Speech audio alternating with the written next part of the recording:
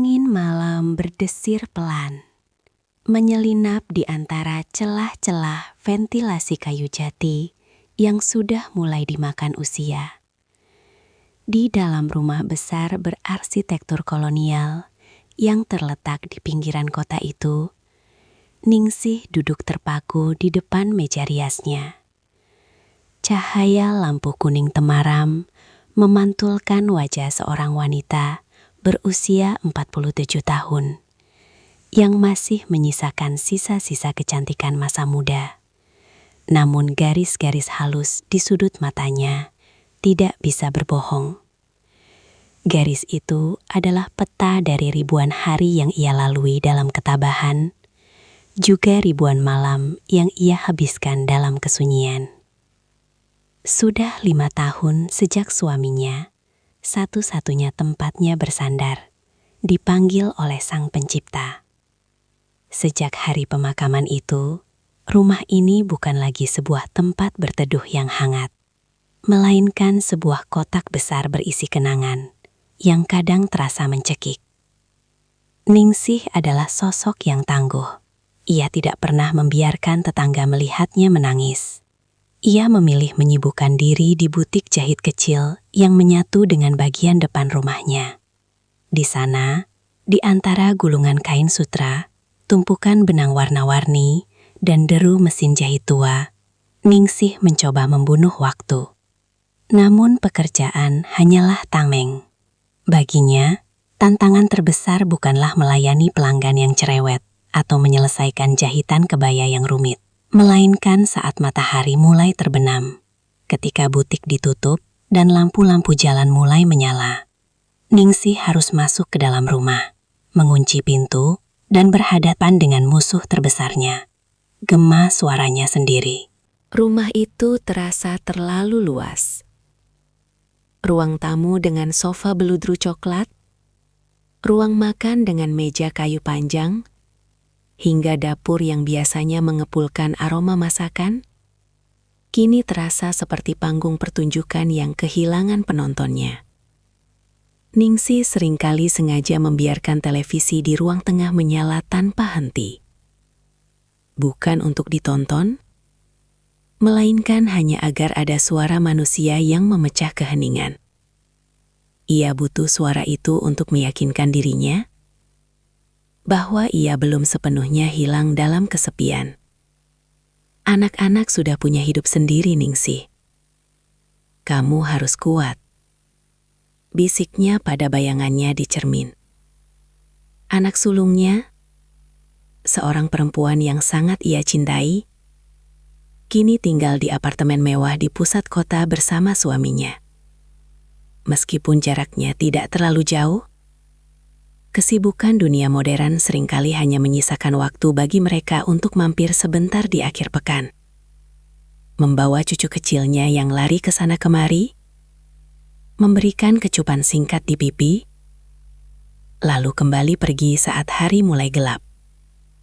Setelah mereka pergi, rumah itu terasa 10 kali lebih sunyi dari sebelumnya. Anak keduanya tinggal lebih jauh lagi. Di luar pulau, sibuk dengan bisnis perkebunan yang tak bisa ditinggalkan. Sementara si bungsu masih mengejar mimpi di bangku kuliah kedokteran di Bandung, hanya pulang saat libur panjang tiba. Ningsih paham. Ia mengerti sepenuhnya bahwa burung-burung yang ia besarkan memang harus terbang meninggalkan sarang. Namun, pengertian secara logika tidak pernah bisa mengobati lubang di hatinya. Harapan satu-satunya adalah momen pergantian tahun. Bagi orang lain, itu mungkin hanya pesta kembang api. Namun bagi Ningsih, itu adalah saat di mana sarangnya kembali penuh. Tahun ini suasana rumah mulai terasa berbeda sejak 3 hari lalu. Suara tawa cucu-cucunya kembali terdengar di halaman. Aroma bumbu dapur khas Betawi, lengkuas, jahe, dan santan kental kembali memenuhi udara. Ningsih merasa jiwanya terisi kembali. Ia sibuk di dapur sejak subuh, menyiapkan rendang, opor, dan tentu saja camilan kesukaannya, pisang goreng hangat. Ia ingin semuanya sempurna. Ia ingin anak-anaknya merasa bahwa rumah ibu mereka adalah tempat paling nyaman di dunia. Namun di tengah keriuhan itu, ada sesuatu yang mengganjal di hati Ningsih. Hingga malam kedua setelah perayaan, ada satu sosok yang belum muncul. Bagas, menantu dari anak keduanya. Putrinya sudah datang lebih dulu bersama anak, namun Bagas tertahan di ibu kota. Sebagai seorang auditor di sebuah bank besar, Bagas seringkali menjadi budak korporasi, terutama di akhir tahun saat tutup buku. Ningsih mencoba bersikap bijak. Ia tidak ingin memperlihatkan kekecewaannya. "Tidak apa-apa, Nak. Pekerjaan suami itu ibadah," kata Ningsih saat putrinya meminta maaf karena suaminya belum bisa hadir. Namun jauh di dalam lubuk hatinya, Ningsih merasa penasaran. Bagas adalah sosok yang sangat berbeda dari menantu-menantunya yang lain. Pria itu berusia 35 tahun, bertubuh tegap, namun selalu membungkuk sopan jika berbicara. Masalahnya, Bagas hampir tidak pernah berbicara kecuali ditanya. Ia adalah pria yang pendiam, seolah-olah ada rahasia atau beban berat yang ia simpan rapat di balik tatapan matanya yang teduh. Selama bertahun-tahun menjadi mertua, Ningsih selalu merasa ada tembok yang tak terlihat antara dirinya dan Bagas. Bagas tidak pernah mengeluh, tidak pernah berdebat, dan selalu mengikuti apapun keinginan istrinya tanpa banyak protes. Namun Ningsih, dengan insting seorang wanita yang sudah banyak makan asam garam kehidupan, bisa merasakan bahwa kebisuan Bagas bukanlah tanda bahwa ia kosong, melainkan tanda bahwa ia terlalu penuh. Penuh oleh sesuatu yang tidak tahu bagaimana cara mengeluarkannya. Malam semakin larut. Di luar, suara sisa-sisa kembang api sesekali masih terdengar di kejauhan. Anak-anak Ningsih sudah mulai masuk ke kamar masing-masing setelah seharian bercengkrama. Ningsih sendiri masih duduk di ruang tengah, menatap jam dinding yang jarumnya berdetak seirama dengan detak jantungnya yang gelisah. Rumah ini kembali sunyi secara perlahan, satu persatu lampu kamar dipadamkan. Ningsih menghela napas panjang. Ia bangkit dari duduknya, merapikan toples-toples kue kering yang isinya sudah berkurang setengah. Ia merasa senang melihat rumahnya ramai, namun ia juga tahu bahwa keramaian ini hanya pinjaman. Dalam beberapa hari, mereka semua akan pergi lagi, dan ia akan kembali menjadi janda tua yang menunggu telepon dari anak-anaknya. Tiba-tiba, suara deru mobil terdengar di halaman depan.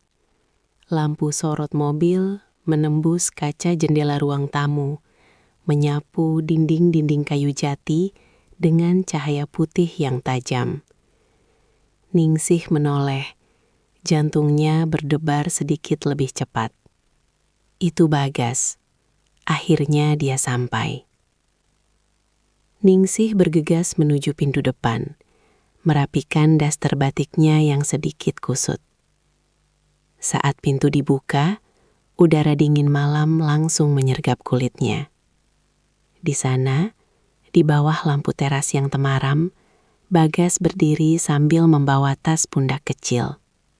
Wajahnya tampak sangat kuyu, matanya merah karena kekelahan, dan ada garis kekelahan yang sangat dalam di keningnya.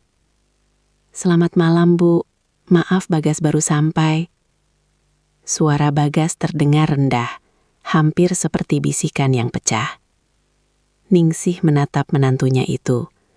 Ada dorongan aneh di dalam hatinya untuk memeluk pria itu, bukan sebagai mertua, melainkan sebagai sesama jiwa yang tampak sedang memikul beban dunia di bahunya. Namun, Ningsih hanya tersenyum hangat, senyum seorang ibu mertua yang bijak. "Masuk, Gas. Makan dulu.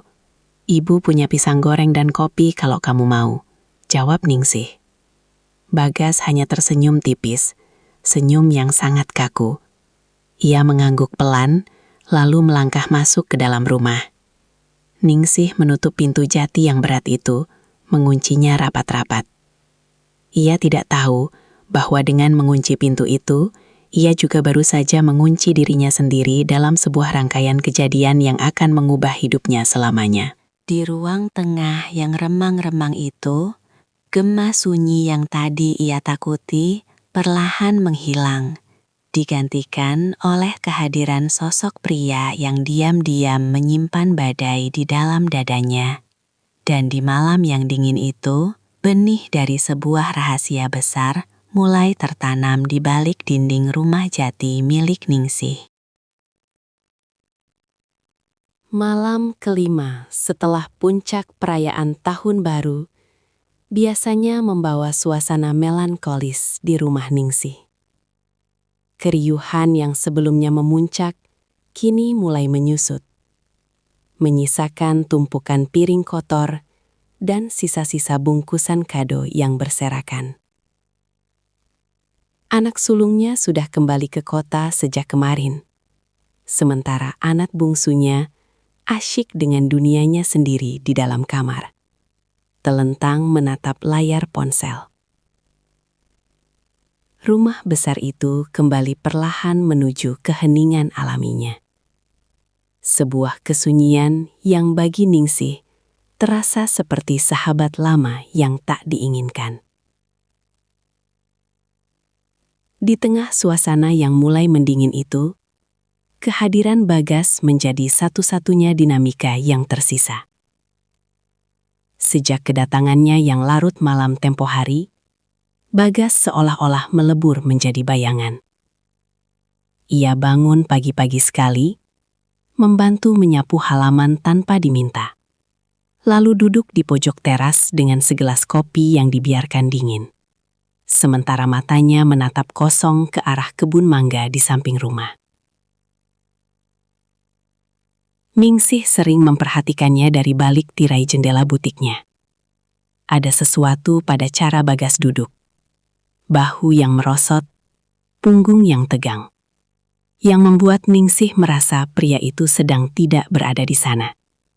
Tubuhnya di rumah Ningsih, tapi jiwanya seolah terjebak di ruang audit yang penuh angka, atau di tengah kemacetan yang tak berujung. Ningsih merasa iba, sebuah perasaan yang seharusnya wajar bagi seorang mertua.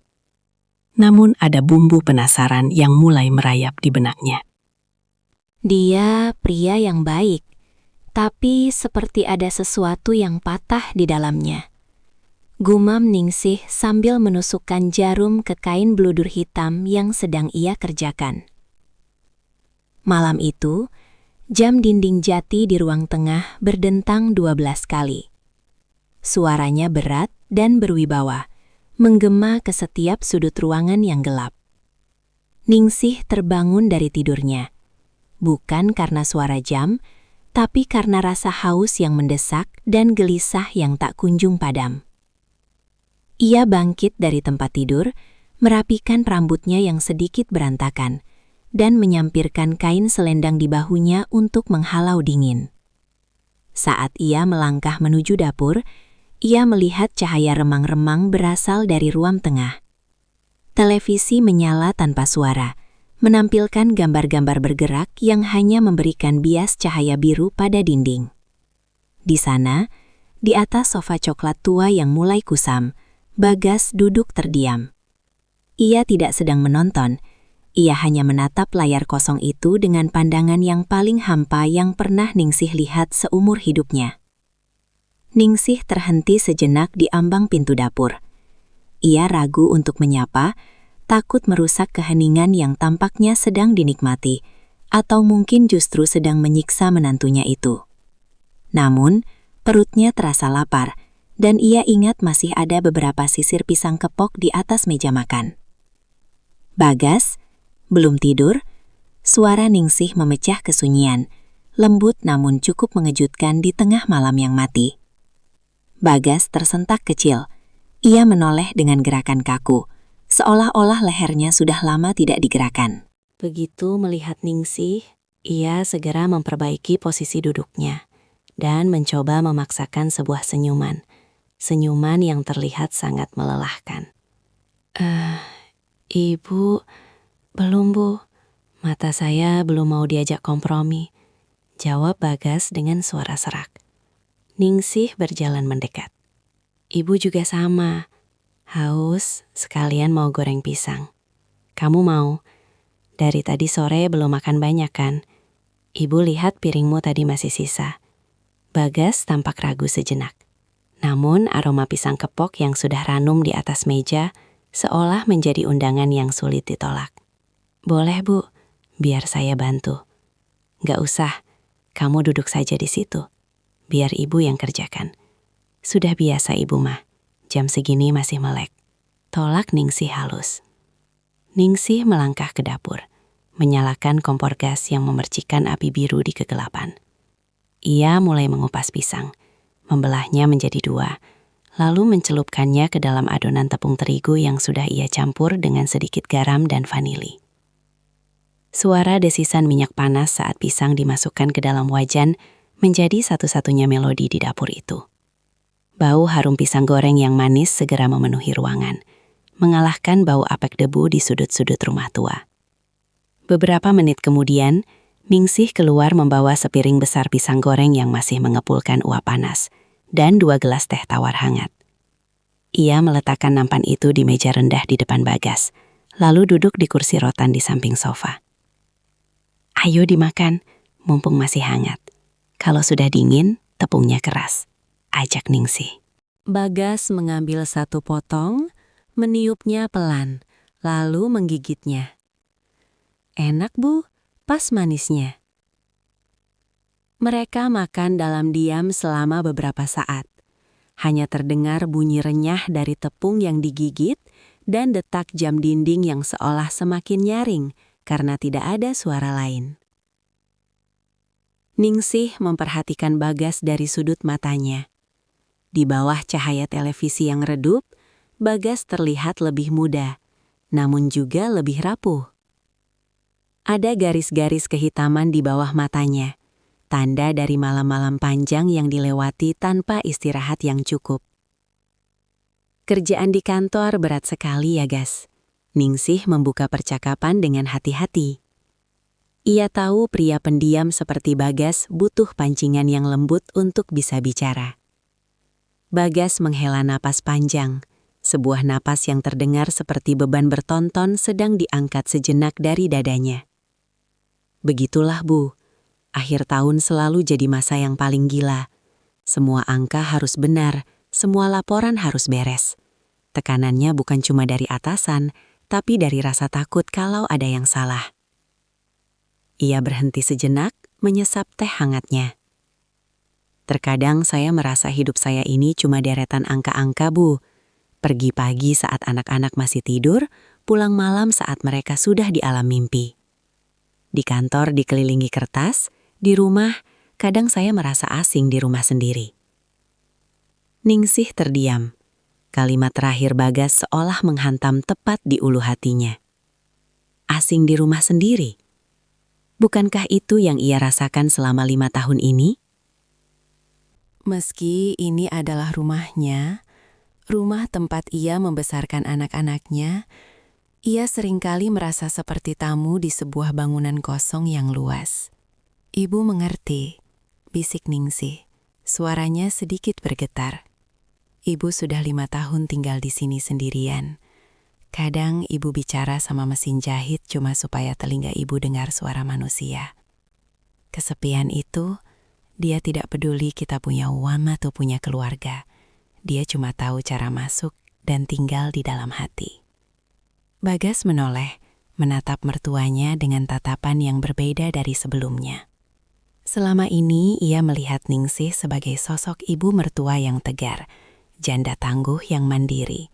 Ia tidak pernah menyangka bahwa di balik kebaya rapi dan senyum ramahnya, Ningsih menyimpan luka sunyi yang sama besarnya dengan kegelisahan yang ia miliki. Ibu juga merasa begitu? Tanya Bagas lirih. Ningsih mengangguk pelan. Setiap malam, Gas. Setiap malam ibu duduk di sini, menonton televisi yang ibu sendiri tidak tahu ceritanya tentang apa, cuma supaya rumah ini tidak terasa seperti kuburan. Momen itu menjadi titik balik. Di antara aroma pisang goreng dan teh tawar, tembok es yang selama ini memisahkan mertua dan menantu itu mulai retak. Bagas tidak lagi merasa perlu menjaga jarak profesional sebagai menantu yang sopan. Ia merasa menemukan seseorang yang benar-benar bisa mendengar frekuensi kesedihannya. Kadang aku iri sama ibu, kata Bagas. Kini ia tidak lagi menggunakan kata ganti saya yang kaku. Ibu punya butik, punya kesibukan yang ibu cintai. Aku cuma melakukan apa yang orang harapkan dari aku. Jadi suami yang cari uang, jadi ayah yang bertanggung jawab. Tapi aku lupa gimana caranya jadi diri sendiri. Ningsih bergeser duduknya, sedikit lebih dekat ke arah sofa tempat Bagas berada. Ia bisa mencium aroma parfum maskulin Bagas yang samar bercampur dengan bau keringat sisa perjalanan. Ada dorongan naluriah untuk menyentuh bahu pria itu, untuk memberikan kekuatan, seperti yang ia lakukan pada anak-anaknya dahulu. Hidup memang sering memaksa kita jadi orang lain, Gas, jawab Ningsih lembut. Tapi malam ini, di rumah ini, kamu tidak perlu jadi auditor. Kamu tidak perlu jadi menantu yang sempurna. Kamu cuma Bagas. Bagas menatap Ningsih. Mata wanita itu berkaca-kaca, memantulkan cahaya TV yang membuat matanya terlihat bersinar di kegelapan.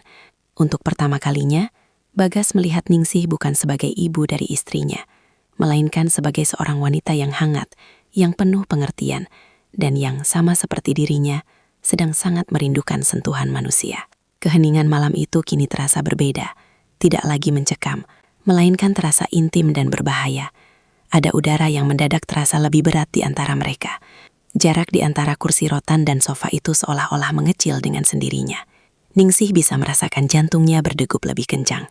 Ia tahu ini salah. Ia tahu Bagas adalah suami anaknya. Namun, rasa hangat yang menjalar di dadanya saat Bagas menatapnya dengan penuh rasa terima kasih adalah sesuatu yang sudah lama hilang dari hidupnya.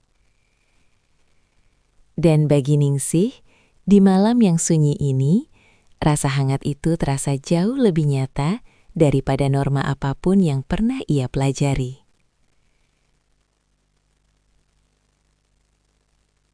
Malam kelima itu baru saja dimulai, dan di ruang tengah yang remang-remang, rahasia besar itu mulai mengulurkan akarnya. Di ruang tengah yang remang-remang itu, waktu seolah berhenti berputar. Sepiring pisang goreng yang tadi mengepulkan uap panas, kini mulai mendingin. Namun udara di sekitar Ningsih dan Bagas justru terasa semakin memanas. Televisi masih menyiarkan gambar-gambar tanpa suara, membiarkan cahaya biru dan putih menari-nari di wajah mereka bergantian, menciptakan bayangan yang dramatis pada dinding-dinding kayu jati. Bagas menghela napas panjang. Sebuah suara yang terdengar begitu berat di tengah keheningan malam yang mati. Ia menatap gelas teh tawarnya yang tinggal separuh, seolah mencari jawaban atas kegelisahan hidupnya di dalam genangan air coklat itu. Ibu tahu tidak, suara Bagas memecah kesunyian, lebih rendah dan lebih parau dari sebelumnya. Di kantor, semua orang menganggap saya mesin. Di rumah, istri saya menganggap saya bank berjalan. Kadang saya ingin sekali berteriak, bertanya pada diri sendiri, lalu Bagas itu siapa? Di mana Bagas yang dulu suka menggambar, yang dulu suka duduk diam di pinggir sungai hanya untuk melihat air mengalir? Ningsih mendengarkan dengan seluruh jiwanya. Ia tidak memotong. Sebagai seorang wanita yang telah menghabiskan puluhan tahun mendengarkan deru mesin jahit, ia tahu betul perbedaan antara suara yang hanya sekadar bicara dan suara yang berasal dari lubuk hati yang terluka. Dunia ini memang kejam, Gas, sahut Ningsih lirih. Ia memberanikan diri untuk menggeser posisi duduknya dari kursi rotan ke tepi sofa, sedikit lebih dekat dengan Bagas. Dunia menuntut kita menjadi pilar, tapi mereka lupa. Pilar pun bisa retak jika terus-menerus memikul beban yang bukan miliknya. Ibu pun begitu. 5 tahun ini, ibu dianggap janda tangguh. Orang-orang memuji betapa kuatnya ibu mengelola butik sendirian. Tapi tidak ada yang tahu, setiap kali ibu mengunci pintu butik, ibu merasa seperti masuk ke dalam penjara yang ibu buat sendiri. Bagas menoleh. Jarak mereka kini hanya terpaut sekian puluh sentimeter. Dalam keremengan, mata Bagas yang biasanya tampak kaku kini terlihat basah. "Ibu tidak sendirian," bisik Bagas. "Malam ini setidaknya ibu tidak sendirian." Kata-kata itu, sesederhana apapun, terasa seperti siraman air dingin di tengah padang pasir bagi Ningsih. Selama bertahun-tahun, ia telah merindukan seseorang yang mengakui keberadaannya bukan hanya sebagai ibu atau mertua, tapi sebagai manusia, sebagai seorang wanita. Ningsih tersenyum getir. Ibu seringkali merasa iri pada kain-kain di butik itu, Gas. Mereka bisa dipotong, dijahit, digabungkan menjadi sesuatu yang baru dan indah. Sementara hidup ibu terasa seperti kain sisa yang sudah tidak punya pola lagi. Hanya potongan-potongan kecil yang menunggu waktu untuk dibuang. Bagas tiba-tiba meletakkan gelasnya di meja dengan sedikit hentakan. Ia memutar tubuhnya menghadap Ningsih sepenuhnya. "Jangan bicara begitu, Bu. Ibu adalah satu-satunya orang di rumah ini yang membuat aku merasa benar-benar pulang. Istriku." Dia baik, tapi dia terlalu sibuk dengan dunianya, dengan standar hidupnya, dengan anak-anak. Hanya ibu yang bertanya bagaimana kabarku. Hanya ibu yang menyiapkan makanan kesukaanku tanpa aku minta. Tangan Bagas yang besar dan kasar karena kerja keras bergerak ragu-ragu di atas sofa, lalu tanpa sadar menyentuh jemari Ningsih yang sedang meremas kain selendangnya. Sentuhan itu hanya sesaat, namun efeknya seperti sengatan listrik yang menjalar ke seluruh saraf Ningsih. Jantungnya berdebar kencang, sebuah sensasi yang ia pikir sudah mati terkubur bersama suaminya. Ningsih tidak menarik tangannya. Itu adalah kesalahan pertamanya. "Bagas, kita tidak seharusnya," bisik Ningsih, namun kalimatnya menggantung di udara. Ia tidak punya kekuatan untuk menyelesaikan peringatan itu, karena bagian lain dari dirinya, bagian yang kesepian dan rapuh, justru menginginkan sentuhan itu lebih dari apapun. "Aku tahu, Bu. Aku tahu ini salah," jawab Bagas. Suaranya kini terdengar seperti rintihan. "Tapi malam ini saja, biarkan aku merasa tidak sendirian. Biarkan aku merasa ada seseorang yang benar-benar melihatku." Bagas menggenggam tangan Ningsih sepenuhnya. Tangan Ningsih terasa dingin.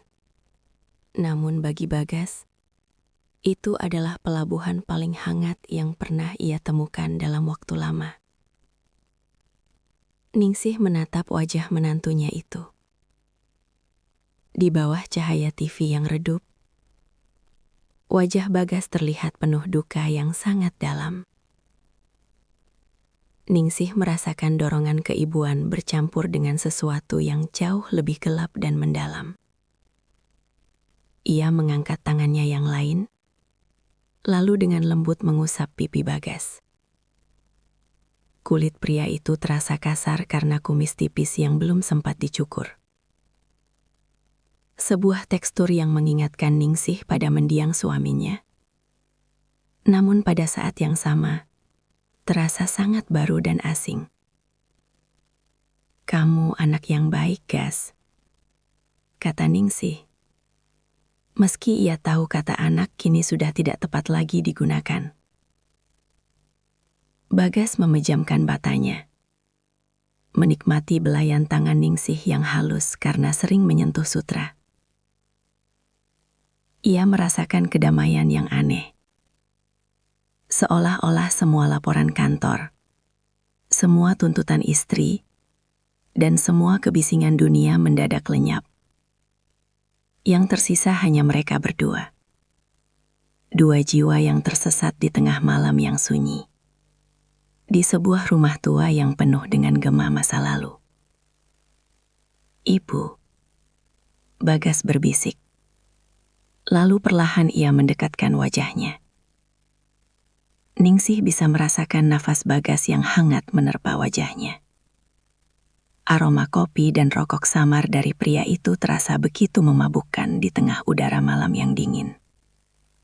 Ningsih tahu ia harus berdiri, berlari ke kamarnya, dan mengunci pintu. Ia harus memikirkan putrinya. Ia harus memikirkan cucu-cucunya. Ia harus memikirkan martabatnya sebagai seorang janda terhormat.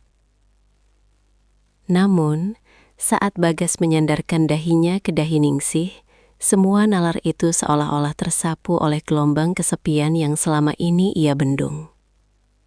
Kesunyian malam kelima itu seolah-olah memberikan izin bagi mereka untuk menjadi egois. Di rumah yang gelap ini, di mana semua orang terlelap, mereka merasa seolah dunia telah melupakan mereka. Dan karena itu, mereka bebas untuk melupakan dunia. Hanya malam ini, bisik sebuah suara di dalam kepala Ningsih yang ia tahu adalah suara iblis. Namun terdengar seperti malaikat penyelamat bagi hatinya yang hampa. Bagas tidak lagi menahan diri. Ia merengkuh bahu Ningsih, menarik wanita itu ke dalam pelukan yang erat. Sebuah pelukan yang penuh dengan keputusasaan dan rasa lapar akan kasih sayang. Ningsih membalas pelukan itu, membenamkan wajahnya di dada Bagas, menghirup aroma maskulin yang selama ini hanya ia bayangkan dalam mimpi-mimpi sunyinya. Di luar, jam dinding berdentang 1 kali, menandakan waktu telah melewati tengah malam. Di dalam ruang tengah itu, garis yang memisahkan mertua dan menantu telah benar-benar lumat. Luka yang terbuka itu tidak lagi berdarah, melainkan mulai saling bertautan, mencari penyembuhan di tempat yang paling salah. Pisang goreng di atas meja kini sudah dingin sepenuhnya, tak lagi dihiraukan. Televisi masih menyala, menampilkan titik-titik statis setelah siarannya berakhir. Menjadi satu-satunya saksi bisu atas sebuah pengkhianatan yang lahir dari rahim kesepian yang paling kelam. Malam itu, di bawah atap rumah jati yang megah, Ningsih dan Bagas telah melangkah masuk ke dalam sebuah labirin tanpa jalan keluar.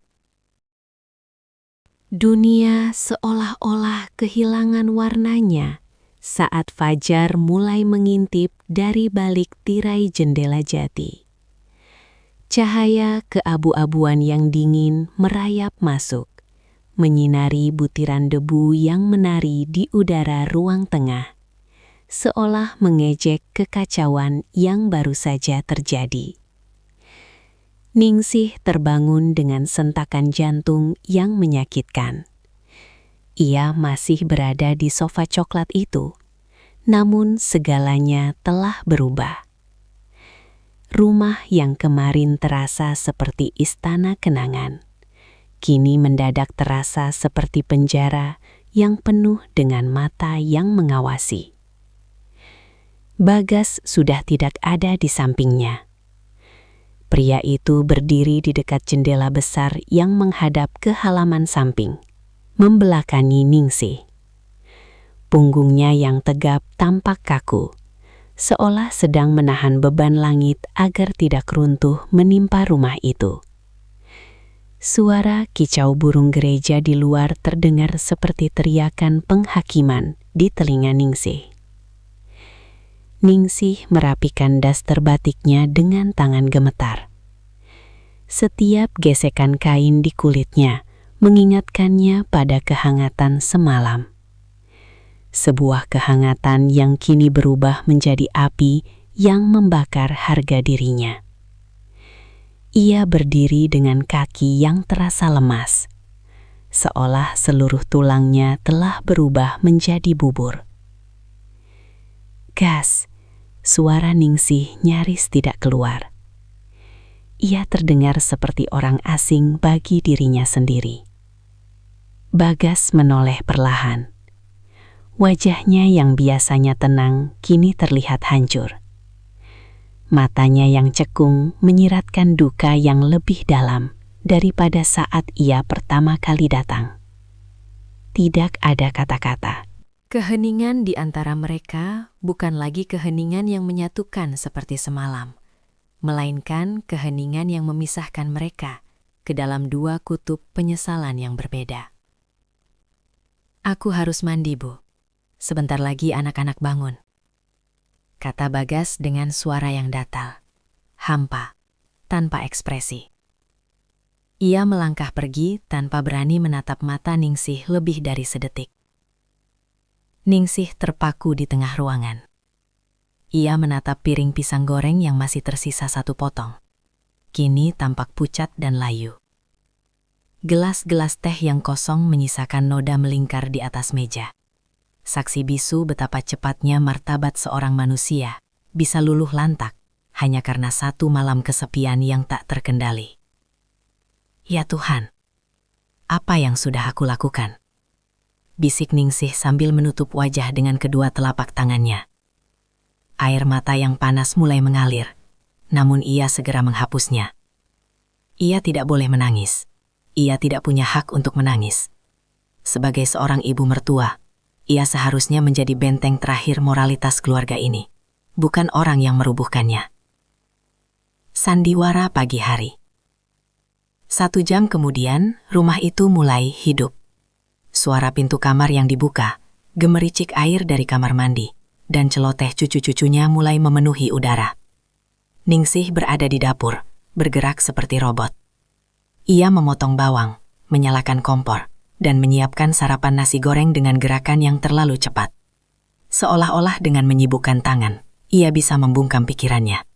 Putrinya, istri Bagas, masuk ke dapur dengan wajah segar dan senyum yang lebar. "Pagi, Bu.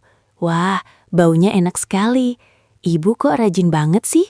Padahal semalam kayaknya ibu tidur larut ya." Jantung Ningsih seakan berhenti berdetak sesaat.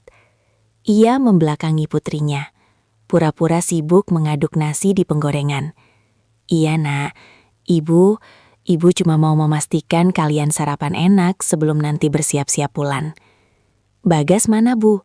Tadi aku bangun dia sudah tidak ada di kamar," tanya putrinya sambil mengambil gelas untuk membuat kopi. Tadi ibu lihat dia di depan, mungkin cari udara segar," jawab Ningsih. Suaranya terdengar kaku di telinganya sendiri, namun putrinya tampaknya tidak menyadari ada nada yang salah. Tak lama kemudian, Bagas masuk ke ruang makan. Ia sudah berpakaian rapi, rambutnya basah, disisir ke belakang, tampak seperti menantu teladan yang selalu dibanggakan keluarga. Ia duduk di meja makan, mengambil piring, dan mulai menyendok nasi goreng tanpa banyak bicara. Ningsih meletakkan piring tambahan di tengah meja. Saat tangannya bergerak, ia secara tidak sengaja bersentuhan dengan lengan Bagas.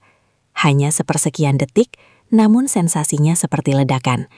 Ningsih segera menarik tangannya kembali, wajahnya memanas.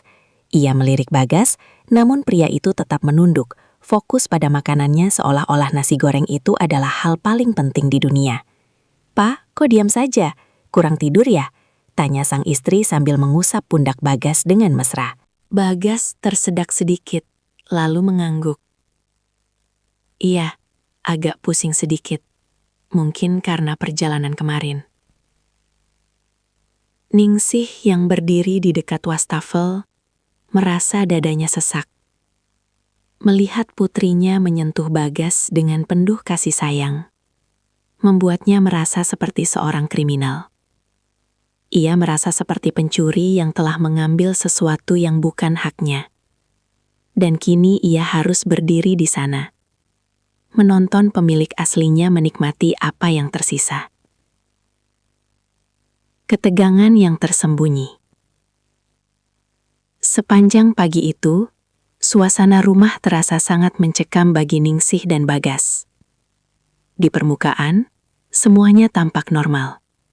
Anak-anak bermain, cucu-cucu tertawa, dan obrolan tentang rencana kepulangan mengalir lancar. Namun, di bawah permukaan itu, ada arus bawah yang sangat kuat. Setiap kali mata Ningsih dan Bagas tidak sengaja bertemu, ada percikan ketegangan yang membuat udara seolah-olah berlistrik. Ada rahasia besar yang menggantung di antara mereka. Sebuah rahasia yang jika meledak, akan menghancurkan hidup semua orang yang ada di ruangan itu. Ningsih berusaha keras untuk tidak menunjukkan gelagat aneh.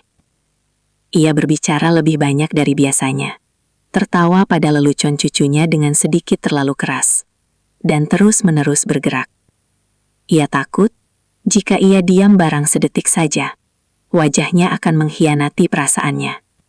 Ia takut orang-orang akan melihat sisa-sisa malam itu di matanya yang sembab. Sementara itu, Bagas kembali ke sifat aslinya, pendiam.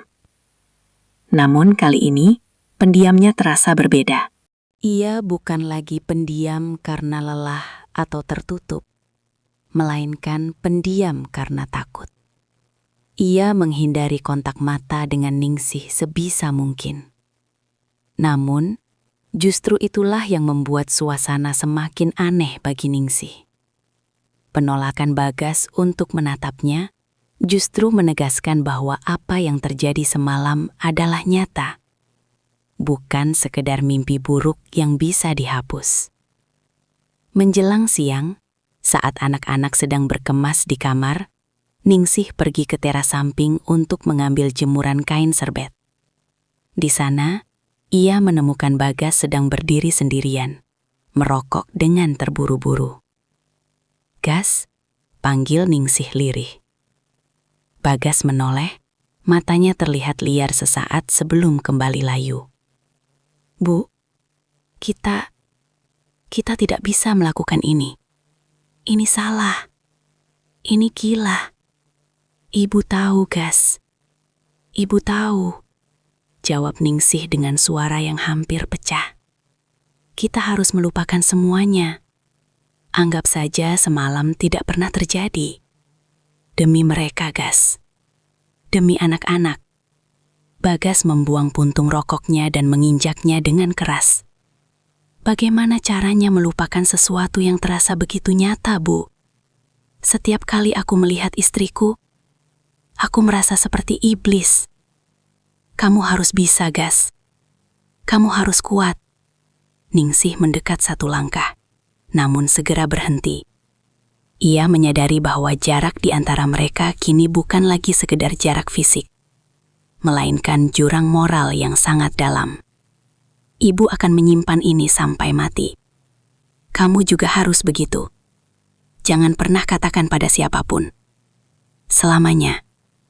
Bagas hanya menatap Ningsih dengan pandangan yang penuh penderitaan. Ia ingin berkata sesuatu, mungkin sebuah permintaan maaf, atau mungkin sebuah pengakuan bahwa ia tidak menyesal sepenuhnya. Namun, suara putrinya yang memanggil dari dalam rumah memutus momen itu. "Pah, tolong bantu angkat kopar." Bagas menarik napas panjang, merapikan bajunya, dan kembali memakai topeng menantu sempurna. Ia berjalan melewati Ningsih tanpa menoleh lagi. Ningsih berdiri mematung di teras, memeluk serbet-serbet bersih di dadanya, merasakan air mata yang akhirnya jatuh membasahi kain itu. Ia menyadari bahwa mulai hari ini, kesepian yang ia rasakan akan memiliki rasa yang baru. Bukan lagi kesepian karena ditinggalkan, melainkan kesepian karena menyimpan rahasia yang paling kelam. Ia telah menyelamatkan keluarganya dari kehancuran dengan kesepakatan diam ini. Namun ia telah menghancurkan jiwanya sendiri dalam prosesnya. Ambang jurang itu masih ada di sana, menganga lebar. Dan Ningsih tahu, meskipun ia tidak jatuh ke dalamnya, ia akan selamanya berdiri di tepiannya, menatap kegelapan yang ia buat sendiri.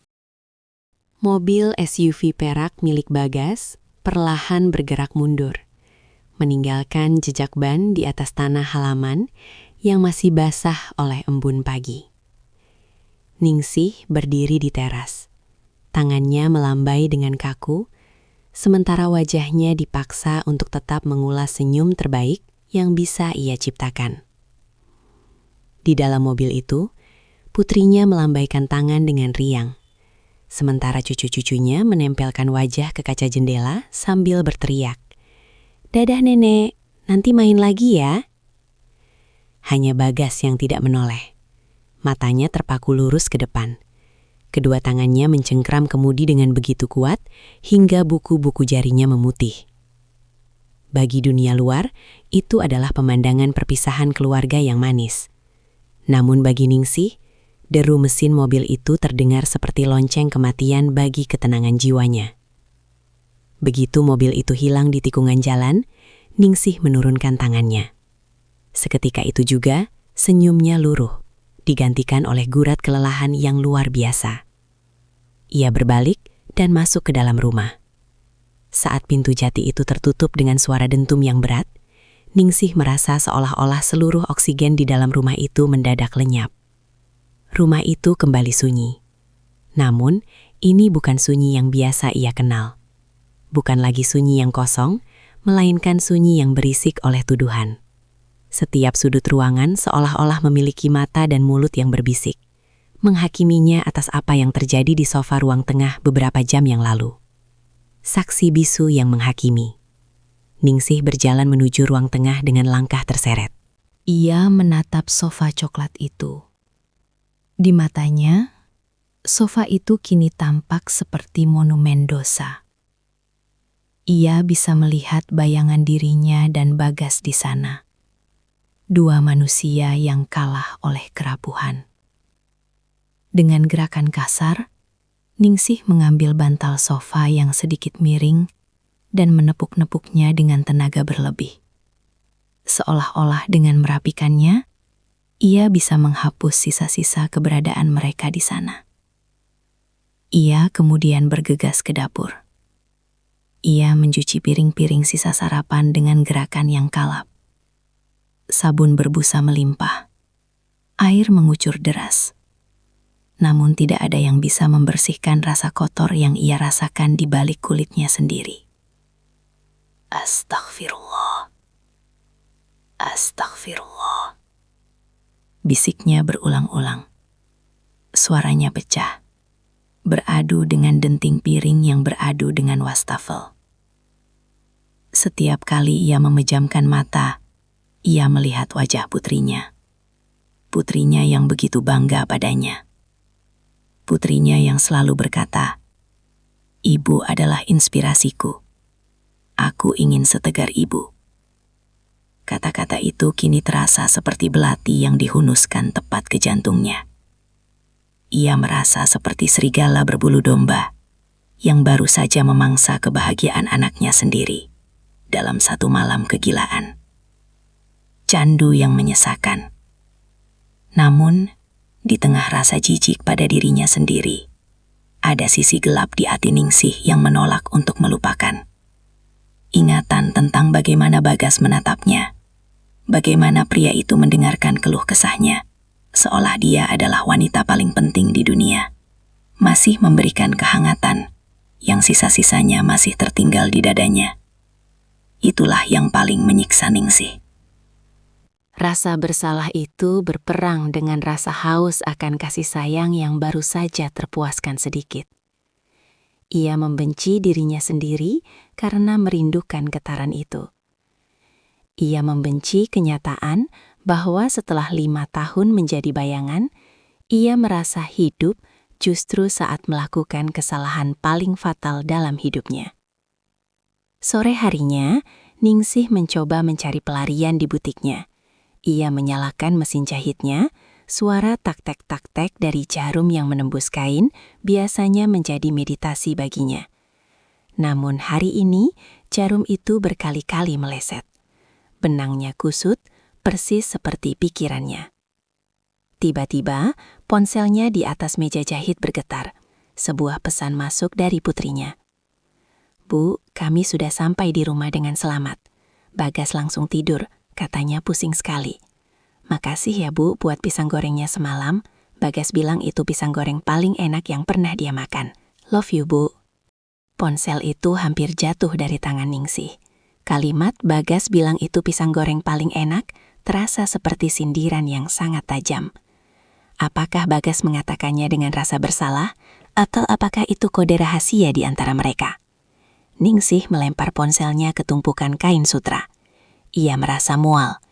Ia merasa seolah-olah seluruh keluarganya sedang menari di atas bom waktu yang ia pegang pemicunya. Doa di atas sajadah yang basah. Malam tiba dan ketakutan Ningsih memuncak. Ia tidak berani duduk di ruang tengah.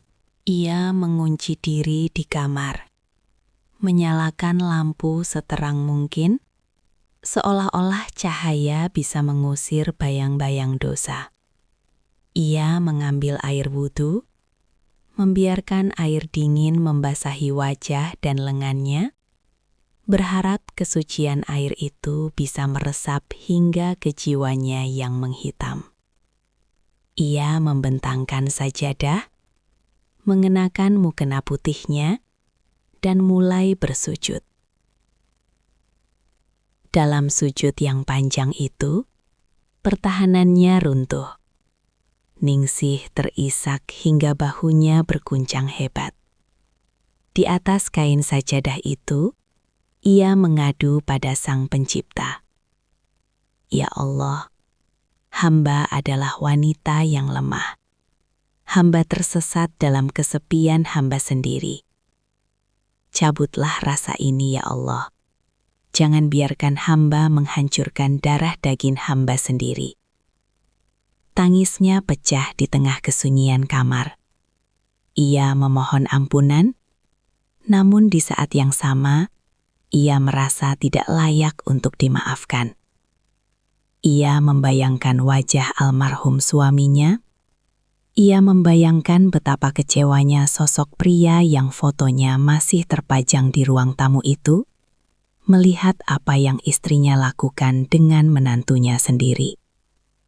Luka batin itu terasa sangat nyata, seperti luka fisik yang terus mengeluarkan darah.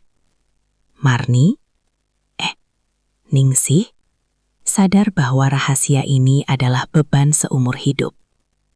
Ia harus memerankan peran sebagai ibu mertua yang suci, sementara di dalamnya ia sedang membusuk oleh rahasia.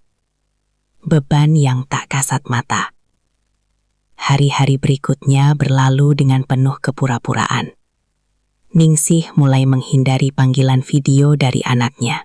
Jika terpaksa, ia hanya akan bicara sebentar, menanyakan cucu, lalu beralasan ada pelanggan di butik agar bisa segera mematikan sambungan.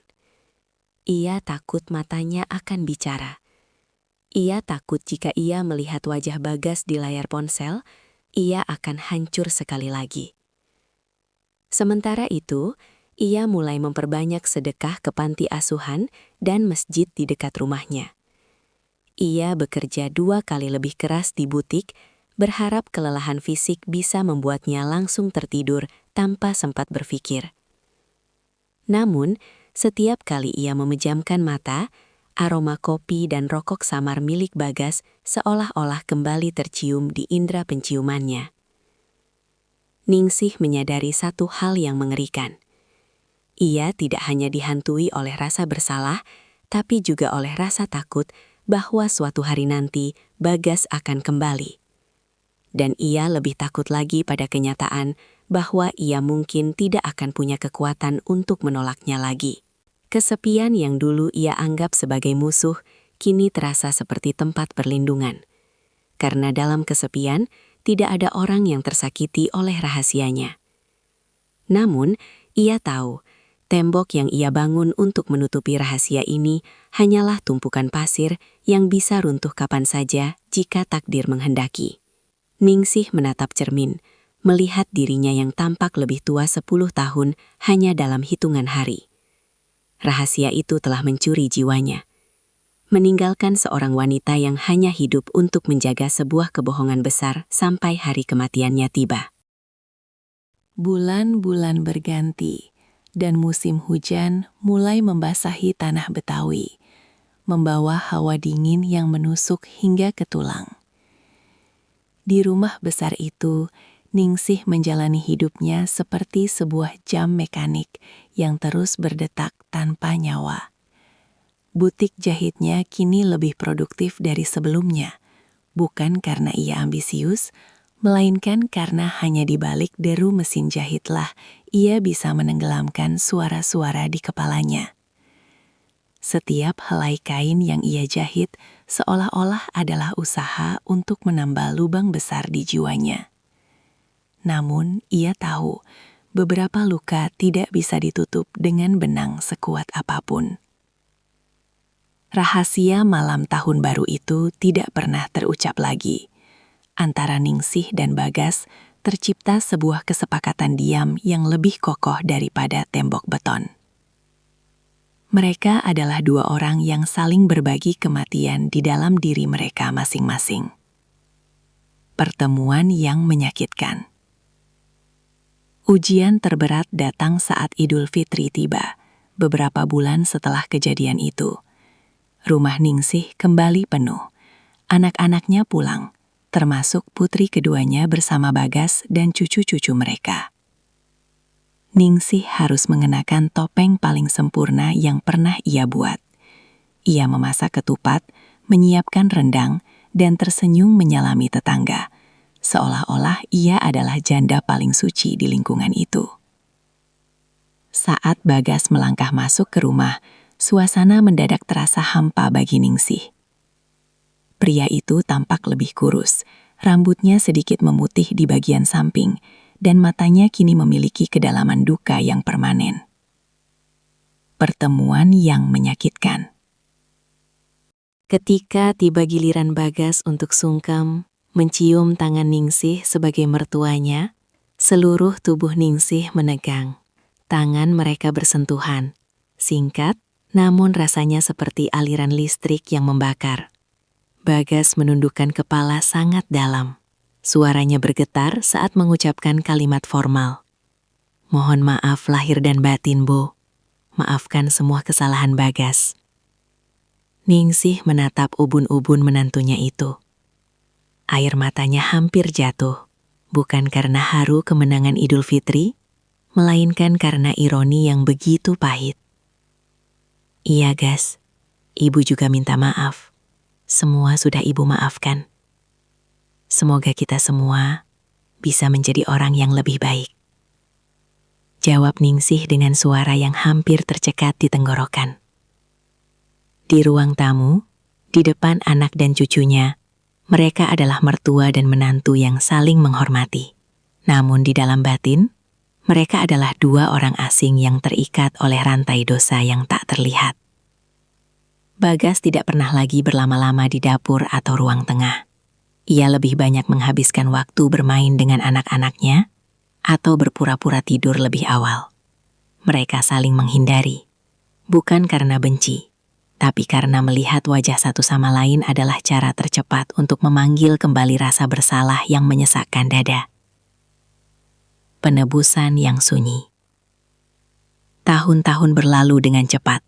Anak bungsu Ningsih lulus kuliah, putri sulungnya pindah ke luar negeri, dan Ningsih semakin menua. Rambutnya kini memutih sepenuhnya. Butiknya sudah ia tutup karena matanya tak lagi kuat melihat lubang jarum. Namun rumah itu tetap ia tinggali sendirian. Bagas, di sisi lain, berubah menjadi suami yang luar biasa perhatian. Ia seolah-olah mendedikasikan sisa hidupnya untuk menebus satu malam kesalahan itu. Ia tidak pernah lagi mengeluh pada istrinya. Ia menjadi ayah yang sangat hadir untuk anak-anaknya. Orang-orang melihat keluarga mereka sebagai teladan keluarga harmonis. Namun, setiap kali Bagas duduk sendirian di kantornya yang mewah, ia seringkali termenung menatap ke arah jendela, teringat pada aroma pisang goreng dan kehangatan yang pernah ia temukan di rumah mertuanya. Ningsih pun mencari jalannya sendiri. Ia menjadi lebih religius. Ia menghabiskan waktunya di masjid, membantu mengajar mengaji anak-anak yatim, dan menyedekahkan hampir seluruh harta peninggalan suaminya. Ia berharap Tuhan melihat usahanya untuk membersihkan noda yang tak terlihat itu. Namun setiap kali ia bersujud, bayangan malam itu tetap muncul, bukan sebagai kenangan manis, melainkan sebagai pengingat akan kerapuhan manusia. Senja yang tak terelakkan. Suatu sore di usianya yang ke-65, Ningsih duduk di kursi rotan di teras samping, tempat ia dan Bagas pernah berbicara. Ia menatap matahari yang perlahan tenggelam, mewarnai langit dengan semburat jingga dan ungu yang megah. Tubuhnya mulai sering sakit-sakitan, dan ia tahu waktunya mungkin tidak lama lagi. Telepon genggamnya bergetar. Sebuah video call dari cucunya, yang kini sudah beranjak remaja.